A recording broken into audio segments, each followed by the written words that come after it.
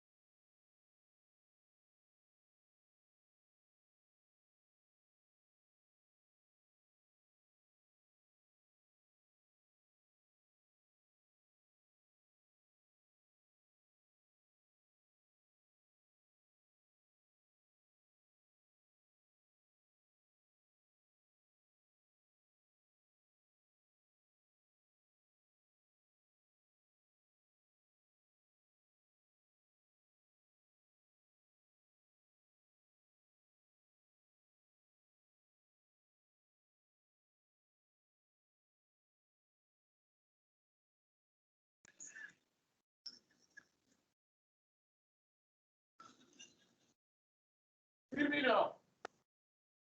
Danilo, ya la tiene Firmino. Este es Gabriel Jesús. No se la quiso dar a Firmino. Gabriel Jesús con Danilo. Danilo tocando para Fred.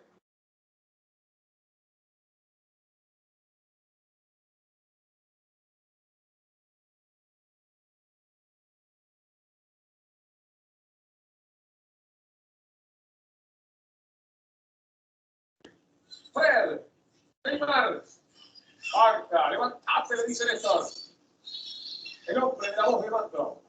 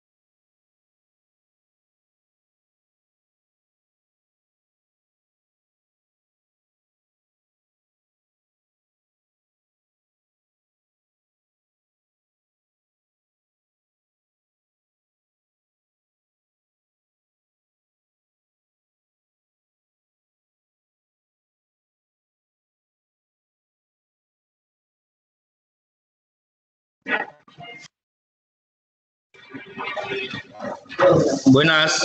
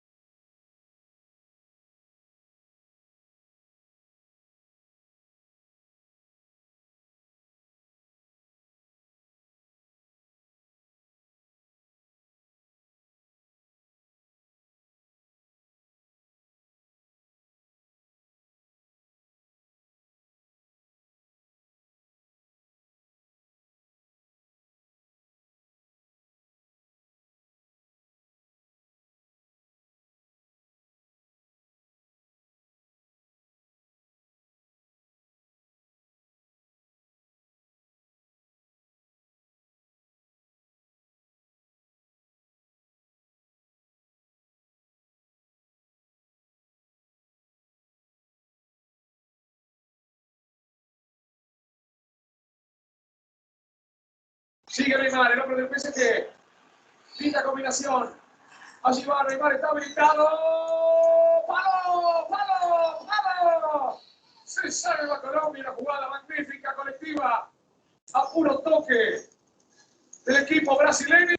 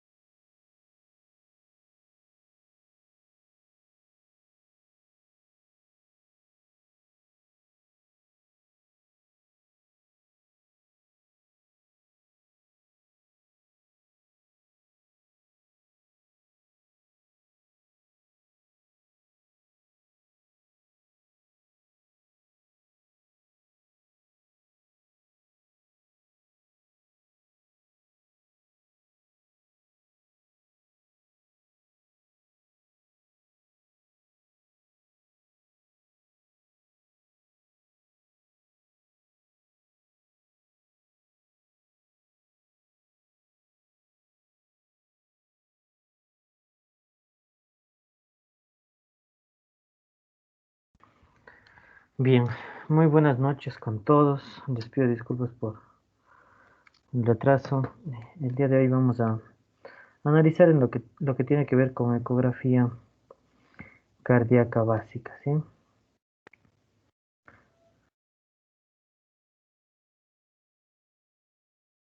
Bien, me confirman si tienen imagen. Confirmado, doctor. Buenas noches. Bien, muy buenas noches.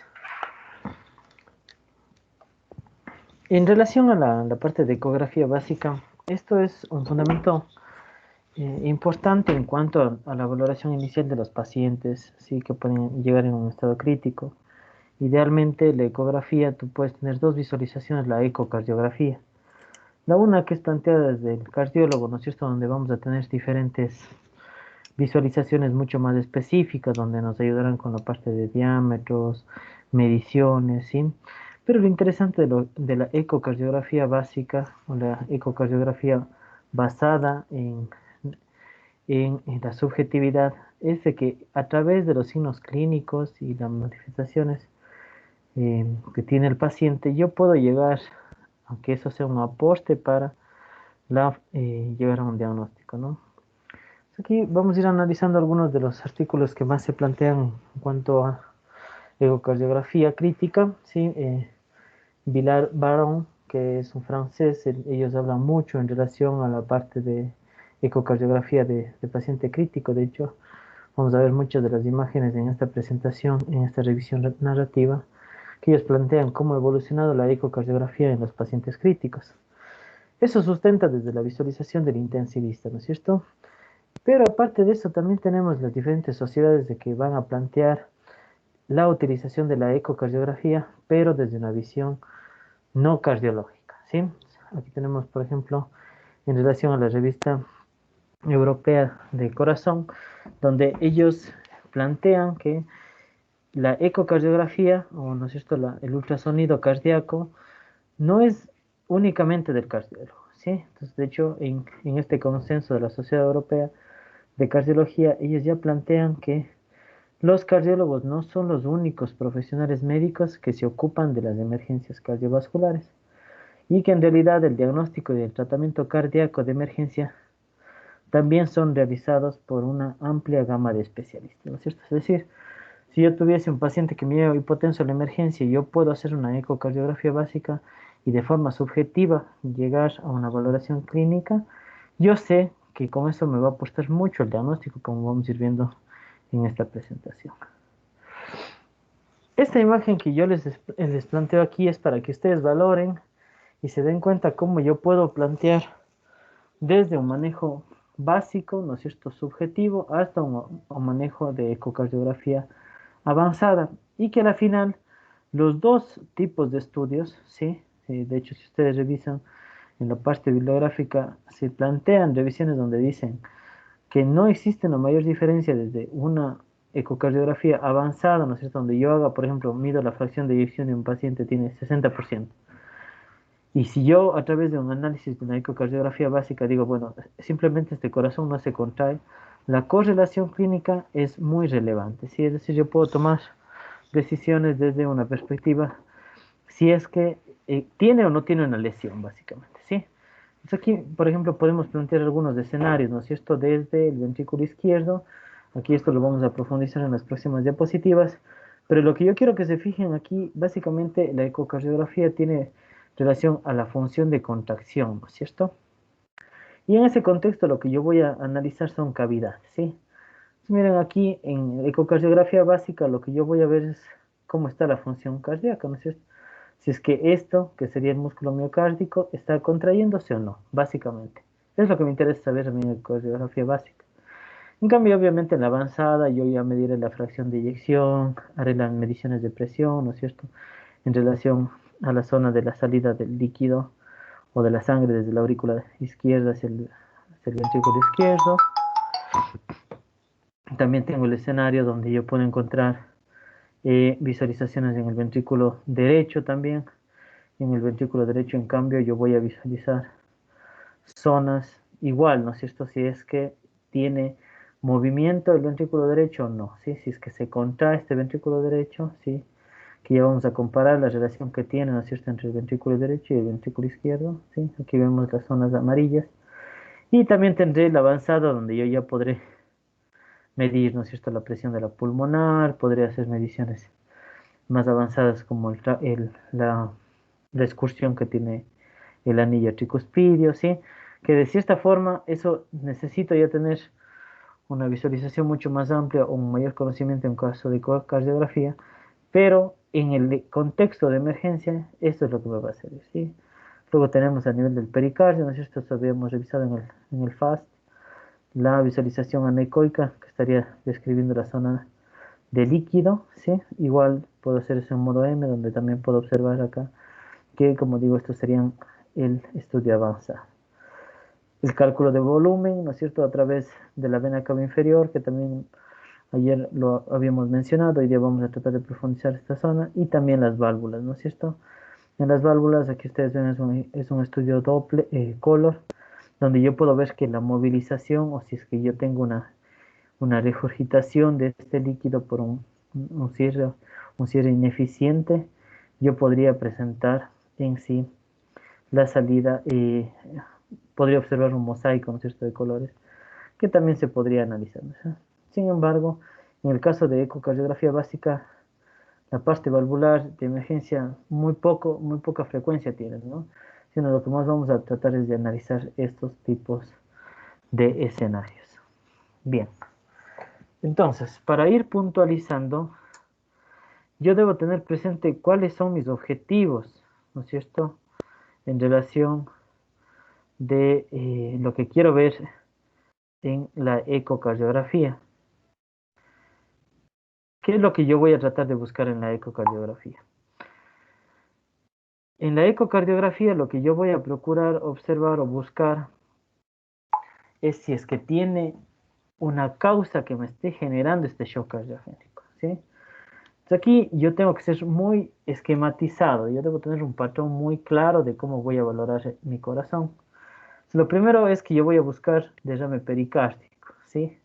Muy sencillo, ¿no es cierto? Desde las clases iniciales hablamos de que la ecografía se describe de forma sencilla relacionado a si yo tengo líquido es una zona anecoica, ¿no es cierto?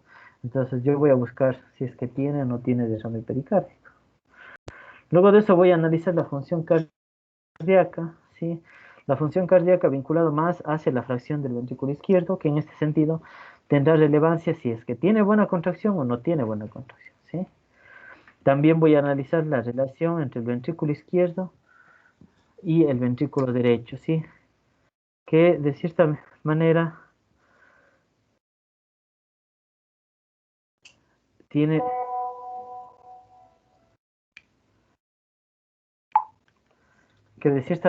esto es lo que ocasiona es más que nada para saber si yo tengo un aumento de presiones en relación a las cavidades, ¿no es cierto? Que lo vamos a describir en algunos ejemplos. Y también voy a describir la vena cava inferior. La vena cava inferior, que de cierta forma también tiene relación con lo que refiere a si es que está sobrecargada o no. Permítanme un momento.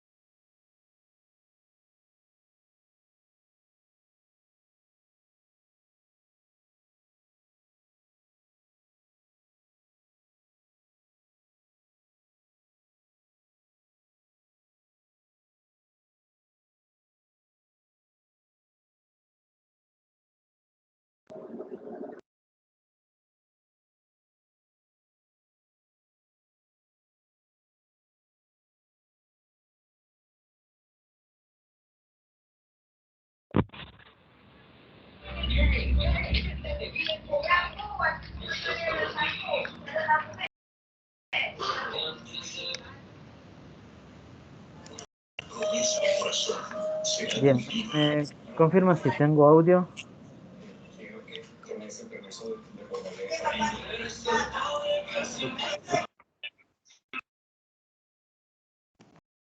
Confirmado, doctor, si hay Ah, audio y imagen. listo, muchas gracias. Bien, entonces mencionaba de que en cuanto a ecografía básica tengo que fijarme en derrame pericárdico, función cardíaca, la relación, es decir, las cavidades cómo están, ¿no es cierto?, entre izquierda y las cavidades derecha, tanto ventrículo izquierdo como derecho y la vena cava inferior. ¿Cómo yo voy a hacer la visualización del corazón? Idealmente yo debería realizarlo con un transductor sectorial, que es lo que habíamos hablado, ¿no es cierto?, siempre vinculado a transductores de baja frecuencia, ¿sí? Cuando yo hago la visualización cardíaca es parecido a lo que ocurre con el electrocardiograma, ¿no es cierto? Recuerden que el corazón tiene una forma cónica que está vinculada, ¿no es cierto?, a la parte del diafragma y también de la caja torácica. Entonces, lo que yo tengo que tratar es de, en esa posición, poner el transductor de tal manera que cada una de las visualizaciones que yo haga me ayuden a poder observar de mejor manera las diferentes cavidades. Básicamente, la posición más común que voy a utilizar del transductor va a ser en relación al cuarto espacio intercostal, ¿sí?, relacionado a la línea paraesternal del lado derecho, izquierdo. Y aquí va a tener relevancia, cuando yo hago esta visualización, voy a tener dos escenarios. El uno, cuando hablábamos en relación de hacer la marcación, ¿no es cierto?, con nuestro indicador, yo debo tener presente que la marca del indicador va a estar en un solo lado, ¿no es cierto? Cuando yo tengo esta marca en esta posición, el cuarto espacio intercostal, línea paraesternal izquierda, la marca está hacia el hombro derecho, yo voy a tener esta visualización, la imagen A, que va a denominarse como un eje paraesternal largo, ¿sí? Porque en este caso el ejemplo sería el corte que yo estoy realizando acá en el corte A. En ese sentido, cuando yo tengo esa visualización, lo que estoy observando es parte de las cavidades izquierdas y también parte de las cavidades derechas. En cambio, cuando yo tengo al lado izquierdo, cuando yo cambio la imagen hacia el lado derecho, ¿sí?, es decir, roto, ¿no es cierto?, el indicador que está hacia el lado derecho, perdón, roto hacia el lado izquierdo, ¿sí?, estoy pensando en un eje paraesternal corto, ¿sí? El eje paraesternal corto, en cambio, es lo que está representado por la imagen en el lado B. Si ustedes ven en el lado B, el corte ya no va a ser entre las cavidades, ¿no es cierto?, todas las cavidades de izquierda a derecha, sino va a ser relacionado en un eje como si fuese un eje axial, ¿no es cierto? Miren lo que se ve en la imagen B, va a ser esto. De forma circular se observa la zona del ventrículo izquierdo y también podría observar el ventrículo derecho. Este corte me va a servir para poder analizar la motilidad del corazón, tanto en la zona en los diferentes escenarios, ¿sí? Si es superior, en las diferentes caras, ¿no es cierto? Ahora, estos dos escenarios son muy útiles para verificar la contracción y también el flujo que voy a tener a nivel de las diferentes cavidades, pero también me sirve para observar esta estructura de acá, que esto será en relación a las capas pericárdicas, ¿sí? Luego vamos a hablar en relación a derrame pericárdico, cómo distinguirlo del derrame pleural, y ahí va a ser muy importante que podamos describir esta imagen. Entonces, primeras imágenes, eje paraesternal largo, ¿no es cierto?, donde yo voy a tener el indicador observando hacia el hombro derecho, hago el corte como está en el A y sería esta imagen que observo acá arriba. Paraesternal eje corto, ¿no es cierto?, giro el indicador hacia el hombro izquierdo y lo que voy a observar es esta imagen, ¿sí?, que sería en el plano en el eje B. Luego de eso, yo tengo otros dos escenarios. También muy útil va a ser en el quinto espacio intercostal. Lo que yo voy a plantear eso regularmente en el cuerpo humano, la relación de las costillas es muy cambiante, ¿no es cierto? Depende mucho del paciente, ¿sí? De hecho, en muchos pacientes podemos encontrar debajo de la mamila, ¿sí? En otros pacientes podemos encontrar un espacio intercostal más abajo, ¿sí? Entonces, lo importante aquí es describir que voy a analizarlo en la línea medio axilar, ¿sí? Aquí. En esta posición voy a colocar mi transductor, ¿sí? En este caso, igual el indicador va a observarse hacia lateral y va a tener una visualización hacia el eje del corazón, ¿no es cierto? ¿Y para qué me sirve esta imagen? Para yo poder observar las cuatro cavidades cardíacas, ¿sí? Como se ven acá, esto es lo que se denomina un eje en cuatro cámaras, ¿sí? O también un foco apical, cuatro cámaras, ¿sí? Y lo que yo estoy observando que es aquí, ¿sí? Este es un tejido fibroso relacionado a el tabique interventricular, luego voy a tener el ventrículo izquierdo, ventrículo derecho, y lo que está más alejado al transductor van a ser las aurícula derecha y la aurícula izquierda, ¿no es cierto? Además de eso, yo debo tener presente que en la parte de cardíaca, además de estas tres visualizaciones que puedo tener, también me puede ayudar la relación de la visualización subsifoidea, ¿no es cierto? Que en la subsifoidea igual yo enfocaré hacia la parte del eje cardíaco y lo que voy a observar igual serán las cuatro cavidades, ¿no es cierto? Que esto es una imagen ya reconocida debido a que lo habíamos conversado el día de ayer en relación al estudio, bueno, hace 2 días en relación al estudio FAST. Bien.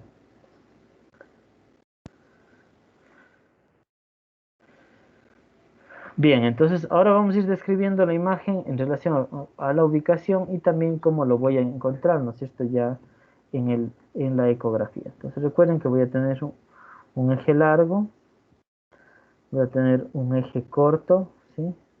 En este caso los dos van a ser en una ubicación paraesternal. Voy a tener cuatro cámaras, un eje apical, cuatro cámaras y por último una visualización subsifoide. Bien. Vamos a empezar por el subcostal, ¿no es cierto? Una imagen ya reconocida. Recuerden que habíamos mencionado que aquí se utilizan los transductores tanto sectoriales como convexos, ¿no es cierto? Es decir, son transductores de baja frecuencia, ¿sí?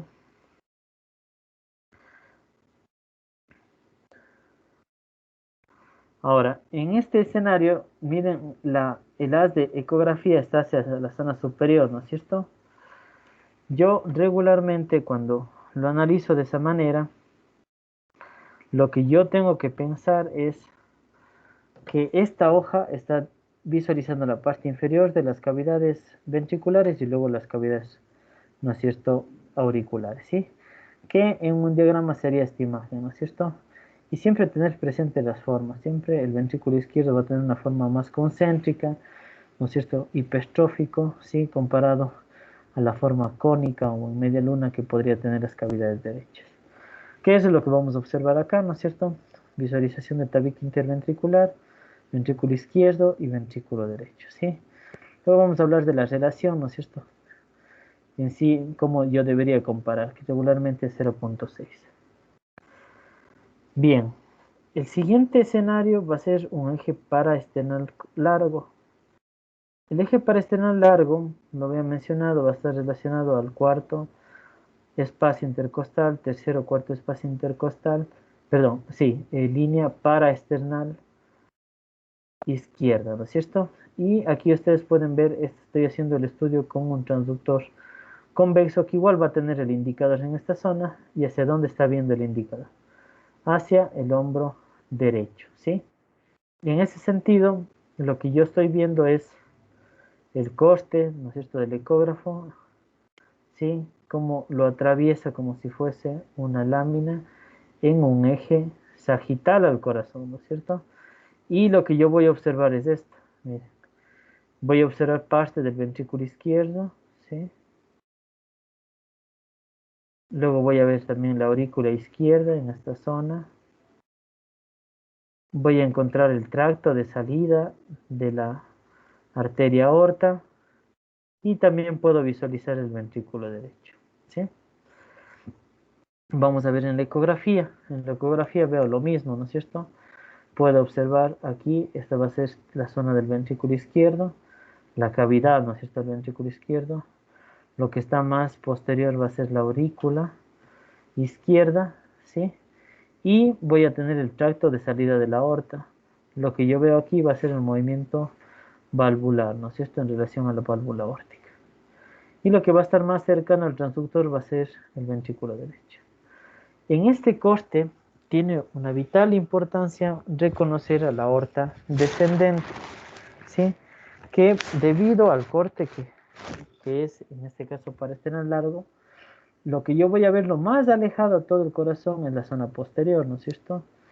Y en ese sentido, esta imagen anecoica redondeada que observo en la zona más posterior a la imagen, esta va a ser la aorta descendente, ¿sí? Y esto tiene vital importancia para poder diferenciar cuando es un derrame pleural o cuando es un derrame pericárdico. Bien, eje parasternal largo. Vamos a ver aquí una imagen relacionado a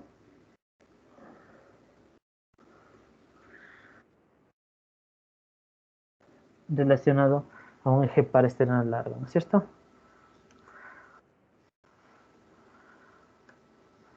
Bien, mira. Cómo se genera la contracción en el ventrículo izquierdo, ¿no es cierto? Aurícula izquierda, y aquí voy a tener la apertura de la válvula aórtica, ¿no es cierto? Y todo esto sería el tracto de salida de la aorta. Y también voy a observar el ventrículo derecho, ¿no es cierto? Esto relacionado a este eje. Miren, aquí está cómo va a atravesar, ¿no es cierto?, el transductor, la onda ecográfica, y cómo se va a proyectar el eje parasternal largo, ¿no es cierto? Y a eso, fíjense, la visualización también de la aorta descendente acá como una estructura anecogénica, ¿no es cierto? Bien.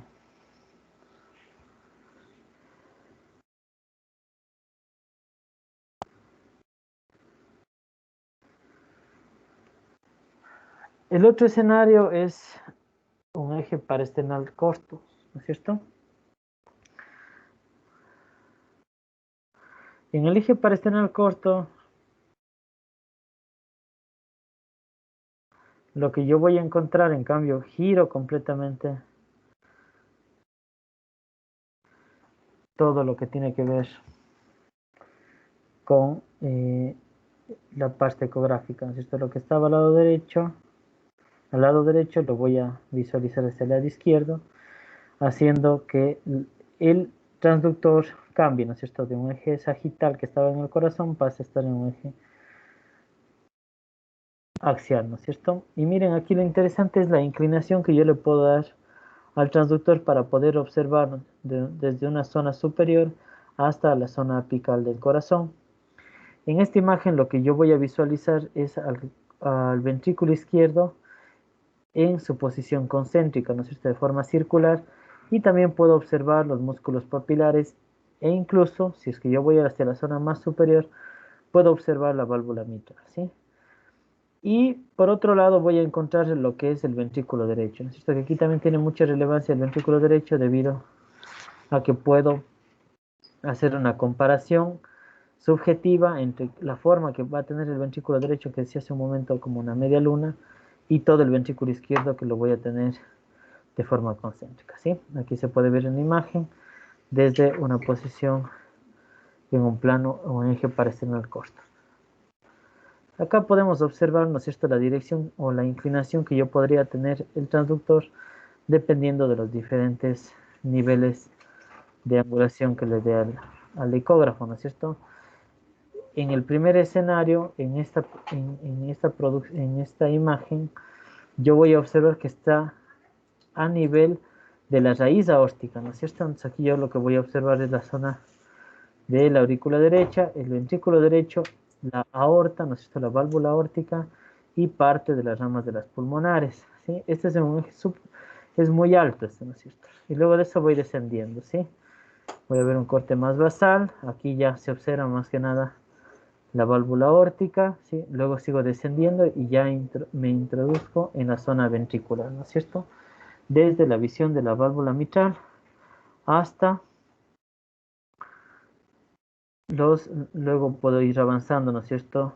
Hacia los músculos papilares, que serían estas zonas de aquí, y por último vería el ápex cardíaco, ¿no es cierto? Que eso también es importante. Aquí vemos una imagen, ¿sí? Para relacionarlo yo tengo desde la contracción, ¿no es cierto? Voy a tener esta zona anecoica, que sería la cavidad derecha, que tiene una forma de media luna, y luego de eso voy a tener el ventrículo izquierdo concéntrico, ¿no es cierto? Mucho más grueso, que tiene características importantes como los músculos papilares. ¿Sí?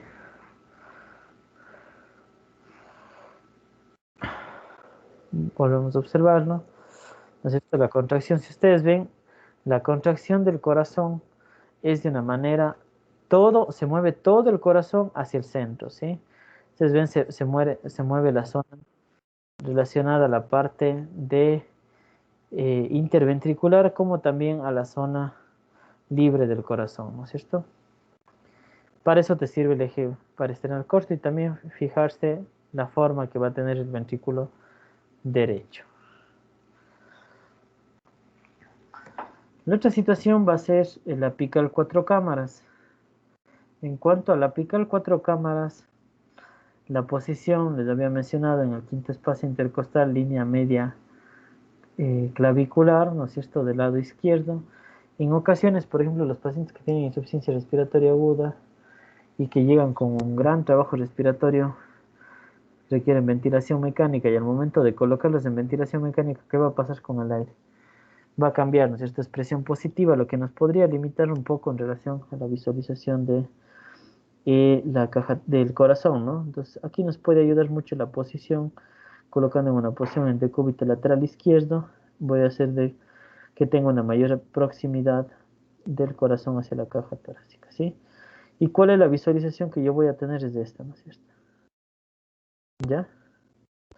Cuando yo observo esto, lo que yo voy a ver es que lo más cercano a esto va a estar los ventrículos, ¿no es cierto? Y lo más alejado van a estar las aurículas, ¿sí? Como se observa en la imagen de acá.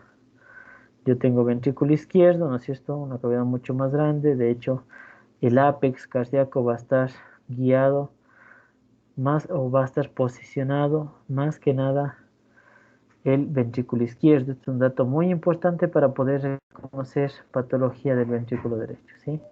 Entonces siempre tener presente, ¿no es cierto?, la cavidad del ventrículo izquierdo, las válvulas, que también lo voy a visualizar, las válvulas, en este caso la válvula mitral, ¿no es cierto?, que va a estar conectando con la aurícula izquierda. Y por el otro lado voy a tener la forma cónica del ventrículo derecho y además la aurícula derecha, ¿no es cierto? En esta posición es muy importante también para poder reconocer la contracción cardíaca. Y como yo decía, la contracción cardíaca es todas las paredes, tanto el borde libre como el septum, cuando tengo una buena contracción, se van a movilizar todas hacia la zona media, hacia la zona central.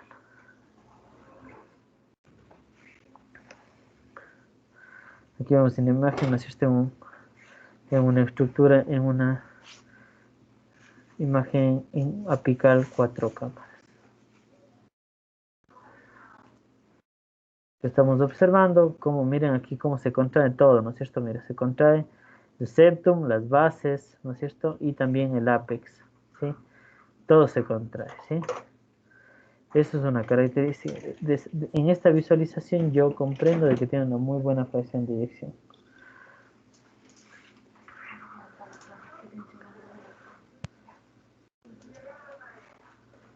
Bien. Bien, algunos escenarios que yo puedo plantear, ¿no es cierto?, en relación de todo lo que tiene que ver con patología. El primero es reconocer el derrame pericárdico, ¿no es cierto? Ayer analizábamos las clases anteriores y conversaba en relación al FAS, que el FAS tiene un antecedente previo, ¿no es cierto?, de un trauma y probablemente voy a encontrar una gran cantidad, no voy a confundir, en este caso, el derrame pericárdico. Pero yo puedo tener patologías en un antecedente un poco más crónico, ¿no es cierto?, en el caso de cirrosis hepática, insuficiencias cardíacas, ¿no es cierto?, que pueden generar tanto derrames a nivel pleural como derrames pericárdicos. Y por la disposición a nivel del tórax, yo podría confundir estos dos escenarios, tanto derrame pericárdico como derrame pleural.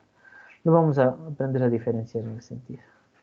La otra es observar la falla ventricular derecha. Ahí, en relación al protocolo FALS, ¿no es cierto? Decíamos que el protocolo FALS sirve mucho para poder diferenciar entre un escenario relacionado a la parte de si es un shock cardiogénico, es un shock distributivo, es un shock obstructivo o es un shock hipovolémico, ¿no es cierto? Cualquiera de ellos. Y aquí la ecografía tiene también relevancia porque yo voy a poder diferenciar. Básicamente, la falla ventricular derecha en cuadros agudos tiene mucha relación con tromboembolia pulmonar. ¿Sí? Entonces, en el escenario de tromboembolia pulmonar, ¿qué es lo que ocurre? Se obstruye la arteria pulmonar y por lo tanto cambian las presiones del ventrículo derecho. ¿Y qué ocurre? Lo que antes era de baja presión, ¿no es cierto? Máximo 15 milímetros de mercurio, voy a tener de alta presión, lo que va a generar que el ventrículo derecho se dilate más y por lo tanto trate de contraerse más, ¿cierto? Que en ocasiones esto puede fracasar y hacer una falla ventricular derecha, ¿sí? Que es lo que vamos a describir ahora. Y también, por último, el shock hipovolémico, ¿no es cierto? Que esto es un cuadro también que tiene mucha relevancia ya en la parte clínica, sin embargo, la ecografía nos puede ayudar a definir si es que estos pacientes van a ser o no respondedores a volumen. Bien, aquí se ve, ¿no es cierto?, dos escenarios sobre derrame pericárdico. Estas son visualizaciones en que apical 4 cámaras, ¿no es cierto? Podemos ver en el lado izquierdo de su pantalla, tengo una imagen mucho más grande, ¿no es cierto?, dilatada, ¿sí?, hipertrófica, que tiene más relación, que domina, digamos así, ¿no es cierto?, ocupa la mayor cantidad del ápex, que va a ser en este caso el ventrículo izquierdo. Al lado contralateral va a estar el ventrículo derecho y cada uno con sus aurículas, ¿no es cierto? Y yo al movimiento voy a observar que las capas pericárdicas van a estar juntas, ¿no es cierto? Es el primer escenario. Y en cambio, cuando tengo yo un derrame pericárdico, lo que voy a encontrar es esto, ¿no es cierto? Una separación, incluso cuando hago una subsifoide o una apical, en este caso que es una apical, lo que yo voy a ver es una zona anecogénica, sí, toda esta zona de aquí relacionado al ventrículo derecho. Entonces, derrame pericárdico no va a haber tanto problema, ¿no es cierto? Porque idealmente va a ser zona anecoica pura. Pero cuando yo hablo de derrame pleural, yo sí puedo confundir aquí. Entonces, básicamente, ustedes en esta imagen van a poder observar que la aorta ascendente, la aorta descendente, que sería la zona anecoica más alejada, es lo que está generando o es lo que va a poder delimitar si es un derrame pericárdico o es un derrame pleural, ¿sí? Esto es sumamente importante. Si es que yo tengo un derrame pericárdico, ¿sí?, el líquido en el coste para externar el costo va a estar anterior a la aorta descendente. Es decir, voy a encontrar en esta zona, ¿no es cierto?, el momento de la contracción cardíaca, ¿sí?, voy a ver que se separa esta línea de aquí, ¿sí? ¿Sí? ¿Sí? Toda esta zona de aquí. Y en cambio, si es un derrame pleural, el líquido va a estar por fuera del área de la aorta ascendente. Es decir, se va a ver en la zona de acá, ¿no es cierto? Se mantiene bien esto, pero el líquido se va a observar en la zona más posterior a la aorta ascendente, ¿no es cierto? Debido a que ese es derrame pleural. En este caso, el derrame pericárdico se vería acá y el derrame pleural se vería en esta zona. Muy importante.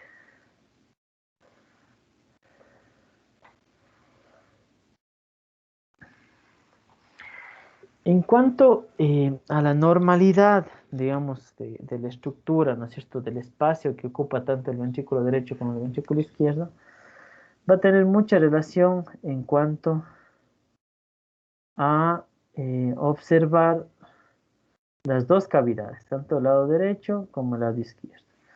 Aquí es clásico observar que el ventrículo derecho va a tener esta forma cónica, ¿sí?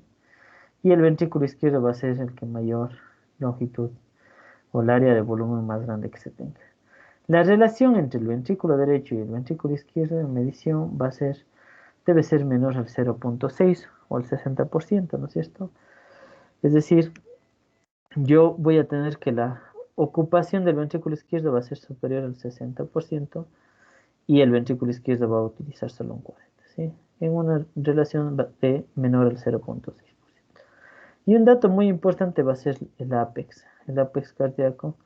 En este sentido, yo voy a ver que la mayoría de la superficie del apex está ocupada por el apex del ventrículo izquierdo. En cambio, ¿qué ocurre cuando un paciente tiene un cambio, ¿no es cierto? O cuando tengo yo un aumento de las presiones del ventrículo derecho, lo que yo voy a encontrar es un crecimiento del ventrículo derecho. Y miren, en este caso, se igualan las presiones, ¿no es cierto? Miren, es casi, son del mismo poste e incluso el mismo apex va a estar caracterizado por la utilización ya del ventrículo derecho.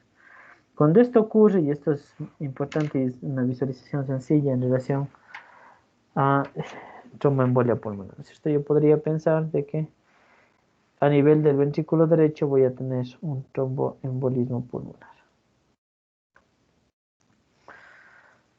Miren esta imagen, en cambio esta es una imagen, un eje parasternal corto, ¿no es cierto?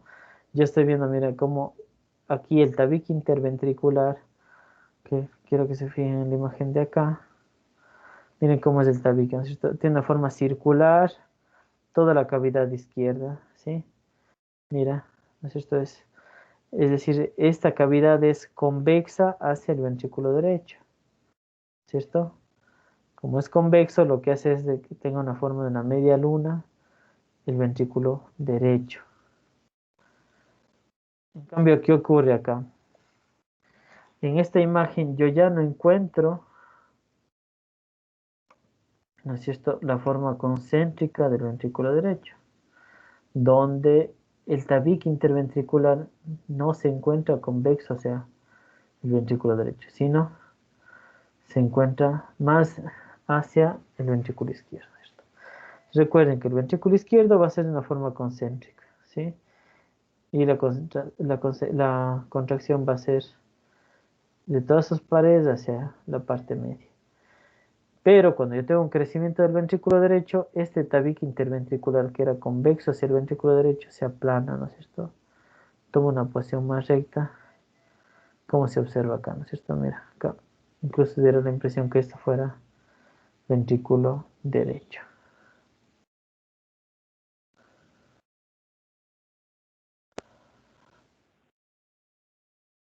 Bien.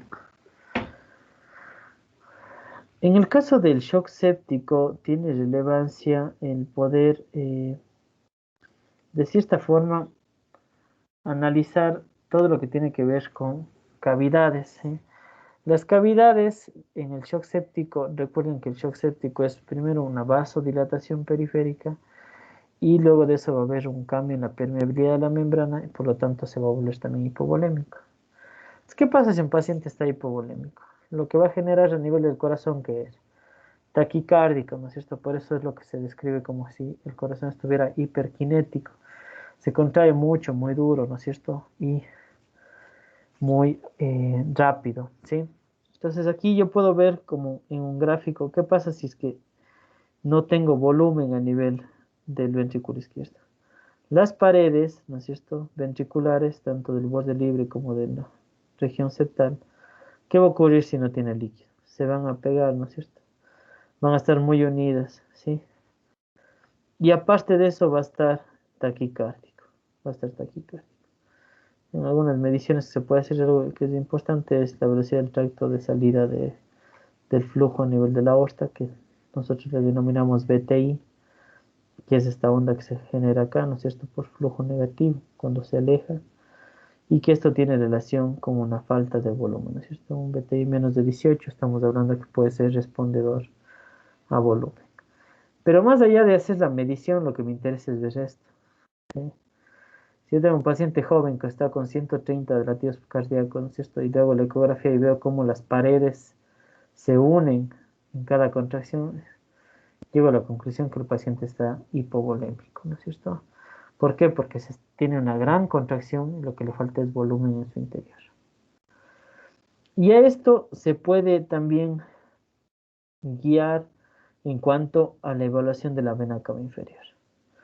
La vena cava inferior es una relación o puede ser un comparativo con la precarga, ¿no es cierto? Con la precarga del ventrículo derecho. Y esta va a depender mucho de las presiones intratorácicas que yo pueda tener. Se lo puede medir en pacientes ventilados, ¿sí?, que están conectados a ventilación mecánica, pero sin ningún esfuerzo. Y también se los puede medir en pacientes con respiración espontánea. Y básicamente, ¿qué es lo que yo quiero ver a nivel de la vena cava inferior? ¿Qué pasa si un paciente respira profundo, aumenta la presión torácica y qué va a pasar con la vena cava a nivel abdominal? Se debería contraer, ¿no es cierto? Debería comprimirse, ¿no es cierto? En cambio, si es que mejor dicho, mi paciente está hipovolémico, ¿qué va a ocurrir? Que se va a colapsar esta vena, ¿no es cierto? Se va a colapsar debido a que no tiene un buen volumen, ¿sí? Regularmente cuando hacemos el estudio de la vena cava inferior, como pueden ver aquí, voy a tener una visualización en un modo B, ¿sí? Y luego de eso voy a hacer una visualización en un modo M. En el modo M, ¿sí?, más o menos cercano a los 5 milímetros de la arteria, de la vena suprahepática, yo voy a hacer la medición en un modo M. ¿Y qué es lo que voy a visualizar? Todo eso, ¿no es cierto? Desde la parte hepática, que estaría representada por esta zona, sí, lóbulo caudado, y luego de eso observar la zona anecoica de la vena cava inferior, que sería esta zona de acá, ¿sí? ¿Y qué ocurre cuando el paciente está hipovolémico? Miren, se colapsa, ¿sí? Se colapsa y luego se vuelve a distender, ¿no es cierto? Estos son signos subjetivos de que el paciente está hipovolémico.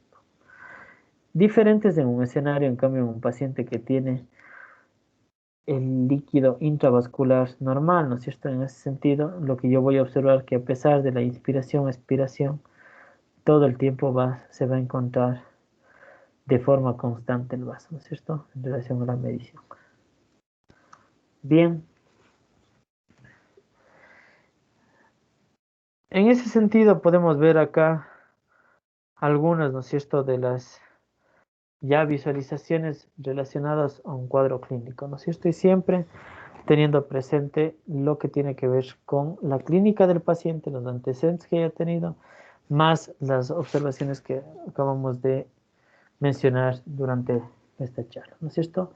El primero, ¿no es cierto?, en relación a un shock donde no sé cuál es la causa, pero mi paciente está hipotenso al final, ¿no es cierto? Yo tengo que reconocerlo, ¿sí?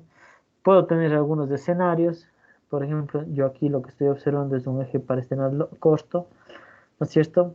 Y estoy observando que la zona concéntrica del ventrículo izquierdo, y miren esta pequeña área que tiene de volumen, ¿no es cierto?, en su interior, el ventrículo izquierdo. Es decir, este corazón se contrae muy fuerte, ¿sí?, pero no tiene sangre para expulsar, entonces es como que todas las paredes se van hacia la zona céntrica, ¿sí?, pensando en un shock hipovolémico o también en los casos del distributivo, que el más clásico es el séptico, y en este caso lo que voy a encontrar es un estado hiperkinético, ¿no es cierto? El paciente va a estar muy taquicárdico, por lo tanto voy a ver esa contracción cardíaca que es muy seguida.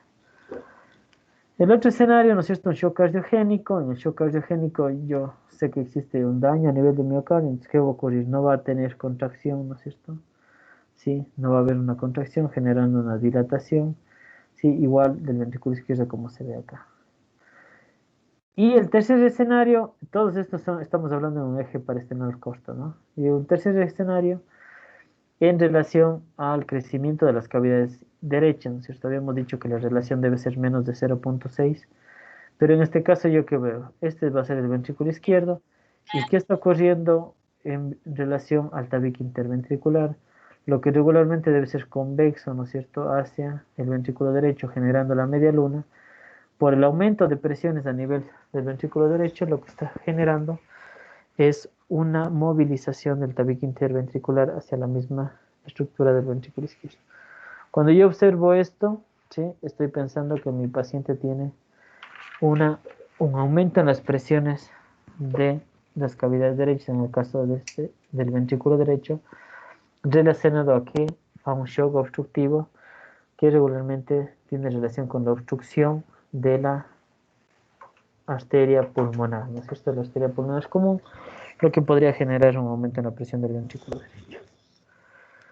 Bien, en el otro escenario de trauma también me va a ayudar mucho, ¿no es cierto? La ecografía, esto es lo que vimos ayer, puedo encontrar los ventrículos, ¿no es cierto?, las cavidades de acá, y luego una zona anecoica grande relacionado a sangre, ¿no es cierto? Probablemente en el caso de trauma, en ese caso estaríamos hablando de derrame pericárdico. También puedo tener contusiones cardíacas, sí, en este caso va a ser, le podría generar ya concepto de la parte cardiológica en relación, el corazón suele estar atontado, lo que se denomina, ¿no es cierto?, es decir, no tiene una buena contracción, y también puedo encontrar zonas hiperecogénicas relacionadas a la contusión. El hemotórax también, ¿no es cierto?, aquí hay que saberlo diferenciar, podría ser una causa de hipovolemia o hipotensión en un paciente con trauma, y para eso se podrá aplicar en relación al protocolo FAST, ¿no es cierto?, que en este caso nos ayudaría a la visualización del líquido a nivel de la cavidad pleural. En los pacientes con paro cardíaco, que también una de las causas de este paro cardíaco podría ser un infarto agudo de miocardio, por ejemplo, ¿no es cierto?, en ese sentido, o una trombosis pulmonar. En la ecografía, al lado de la cama del paciente, de forma rápida me va a ayudar también a poder definirlo, ¿no es cierto? Aquí me va a servir mucho para poder realizar los diferentes visualizaciones. En este caso, un eje paresternal largo, donde se ve el ventrículo izquierdo, la parte de la aurícula izquierda, y una zona del ventrículo derecho, ¿sí? También puedo observar en relación a 4 cámaras, ¿sí?, que de cierta manera aquí yo tengo que sumar, aparte de eso, la parte clínica, ¿no es cierto? Si mi paciente, por ejemplo, tiene o no tiene un buen llenado capilar, si es que no tiene signos de shock en general, como piel fría, ¿no es cierto?, livideces, que son un poco del tema, pero que es importante descartar. Es decir, cuando un paciente tiene un paro cardíaco, yo puedo hacer de una forma multimodal la utilización de la ecografía. Y lo otro también, descartar etiologías, ¿no es cierto?, como es el caso de la tromboembolia pulmonar, donde yo podría encontrar un aumento de las cavidades derechas. La ventilación mecánica, esto lo hablamos el día de ayer, también me va a servir, ¿no es cierto?, para yo poder visualizar la interacción que tiene la parte pulmonar con la parte cardiológica, ¿no es cierto? Aquí podemos ver, yo puedo incluso ir titulando la PIB, ¿no es cierto?, en el contexto de si va desapareciendo las líneas B, quiere decir que estoy aumentando el espacio aéreo, ¿no es cierto?, que en este cambio pasaría de líneas B a líneas A, ¿sí? Y también en maniobras de reclutamiento, o cuando yo tengo pacientes con una gran lesión a nivel pulmonar, en el caso de edema agudo pulmonar, también lo voy a observar, ¿no es cierto?, como se ve en la parte inferior, donde lo describe como agua a nivel pulmonar. Esto es el agua extrapulmonar, que también se va a visualizar como si fuera un tipo de un patrón intersticial con líneas B, ¿no es cierto? Y en los casos del escenario podríamos plantear como una falla cardíaca, ¿no es cierto?, como se ve acá, igual en un eje parasternal corto.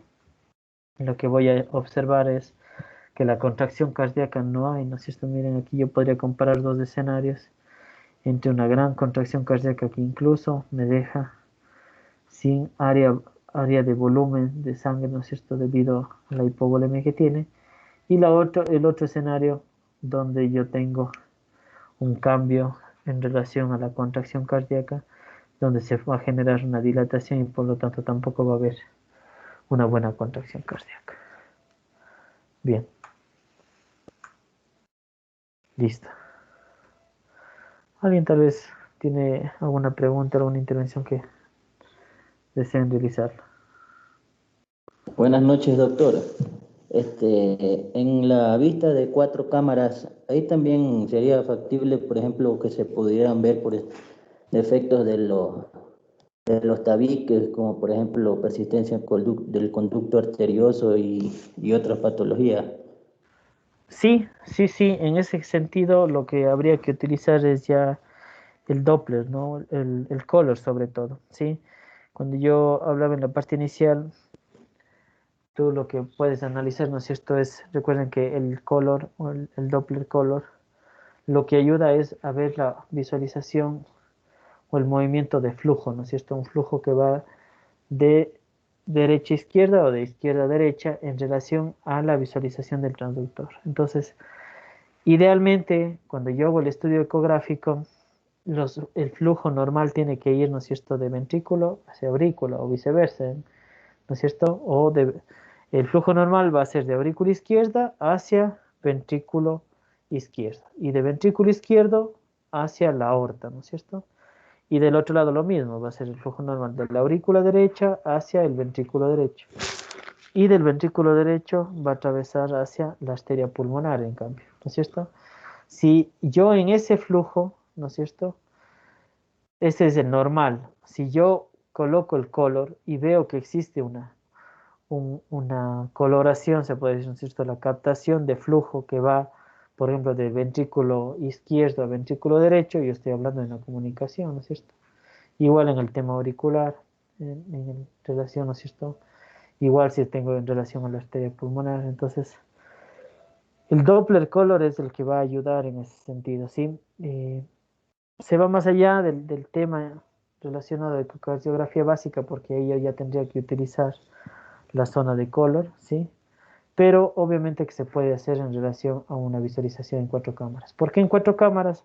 Porque tienes una mayor zona a estudiar relacionados a las cavidades, ¿no es cierto? De hecho, también yo puedo hacer un análisis en el mismo apical, no como 4 cámaras, sino solo como 2 cámaras, y visualizar las otras paredes a nivel del ventrículo derecho, que también me podría ayudar a visualizar en el caso de que exista alguna conexión entre los ventrículos o con las aurículas, ¿sí?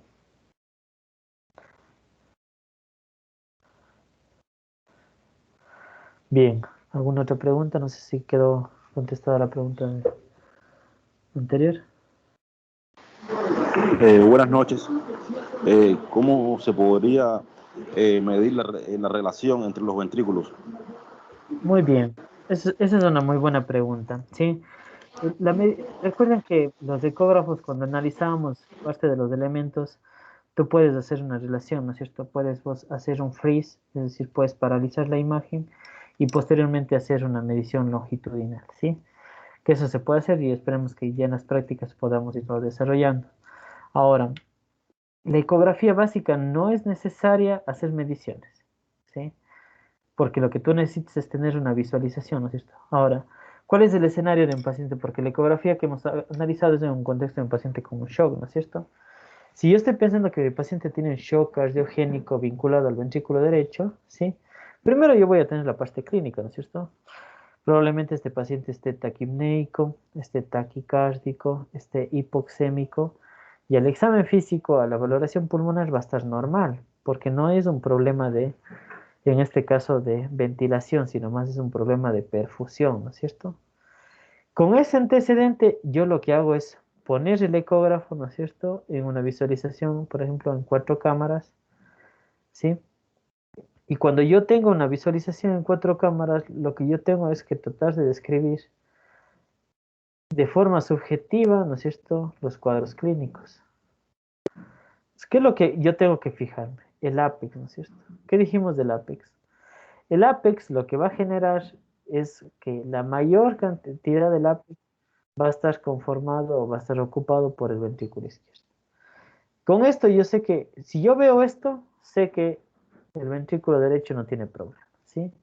Y de hecho también me guía, ¿no es cierto?, en la forma que tiene cónica del ventrículo derecho y la posición del tabique interventricular que va a estar hacia el lado izquierdo, ¿sí? En cambio, ¿qué pasa cuando yo tengo un crecimiento de las cavidades derechas? Miren cómo existe la ocupación del ápex cardíaco. Ya no está relacionado solamente hacia la zona del ventrículo izquierdo, ¿no es cierto? Sino en este caso, lo que yo voy a tener es una relación 1 a 1 probablemente, ¿no es cierto? Relacionado a la utilización del ápex cardíaco. Pero si es que se desea medir lo que se va a hacer dentro del ecógrafo, yo puedo medir las cavidades, ¿no es cierto? Cuánto tiene y luego hacer una relación para ver si es que tiene el porcentaje menor a 0.6.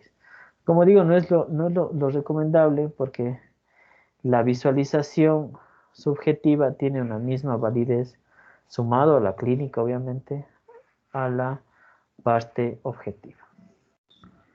Bien. Bien, ¿alguna otra pregunta?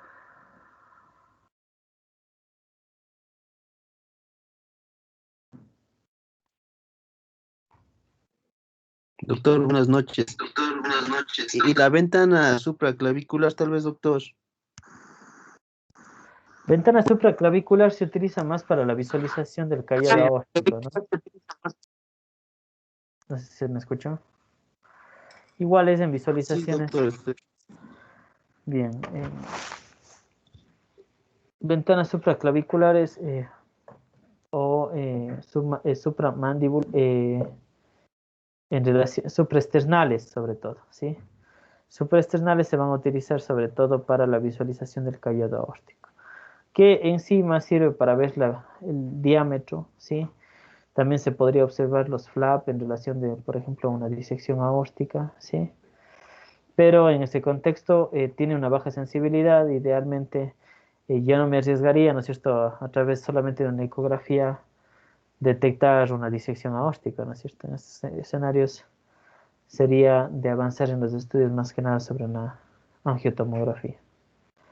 Pero también se utiliza, ¿no? No dentro de los protocolos de terapia intensiva, pero también se podría hacer una ventana supraesternal.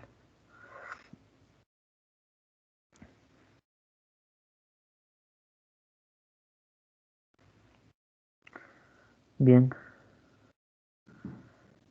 ¿Alguna otra pregunta?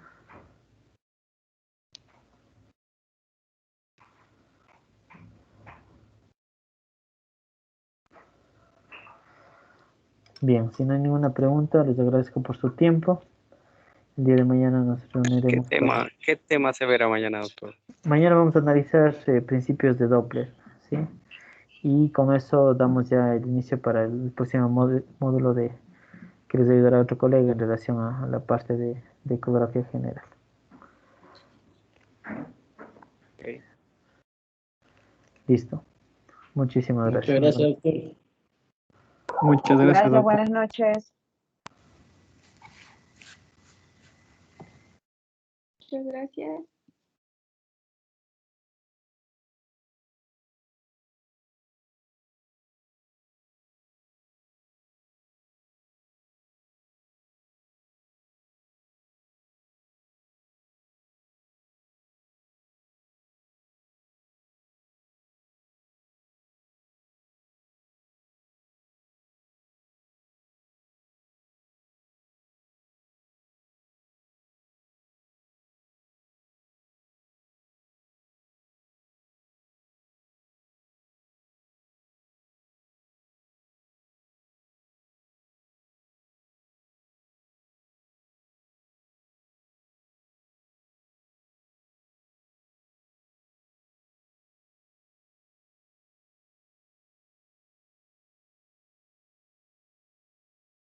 Hasta mañana.